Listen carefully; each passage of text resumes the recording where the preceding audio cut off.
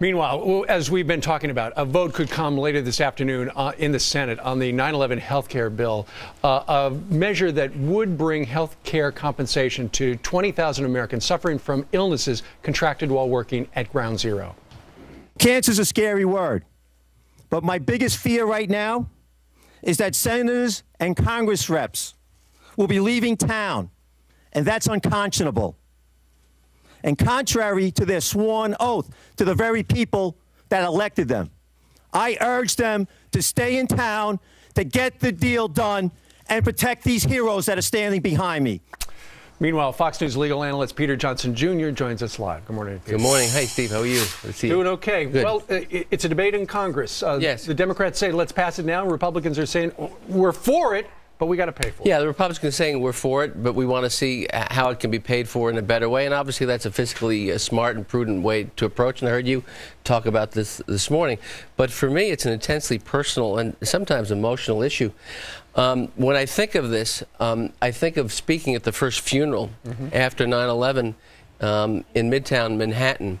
And as I was speaking, I looked down and I saw former President Bill Clinton begin to cry.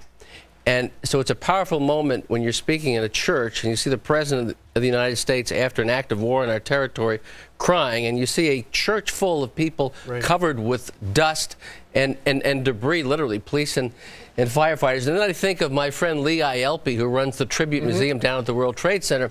He dug for a year looking for his son, firefighter Jonathan Ielpi, who was killed in those ruins. So those two memories are burned forever in my soul, and I wear the badge of it here today. So I am angry at Senator Coburn, and I am angry at Senator Enzi because I think they're making up excuses not to pass this important 9/11 legislation. I understand the need to pay for it, but I also understand the need that in an act of war, we Americans have to pull together. And I think of Chief Ray Downey. Chief Ray Downey was part of the urban search and rescue team that went to Oklahoma City in 1995. He died in the World Trade Center rooms. So I don't know what Senator Coburn is thinking on this day. I think he's looking at the message of the midterm elections, and that is, you know, government spending when it's wild, it's got to stop. And they want to fund it. They just simply need the money. Peter, I got a suggestion. If members of Congress are watching right now, there are billions and billions of dollars left in the stimulus package. Take $6 billion out of that, and repeal, and then let's go ahead and pay for this thing. Obamacare. There's a lot of blame to go around. The president has not stepped out on this, and I find that to be wrong.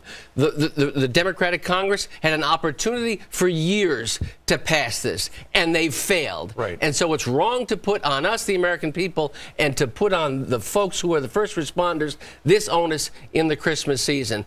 People want to demagogue it. I mean, I heard Jon Stewart the other day. He's now become the hero of 9/11. I haven't heard from him in 10 years. I've been representing these firefighters and helping these people, and these are my friends that died. I don't know where he was.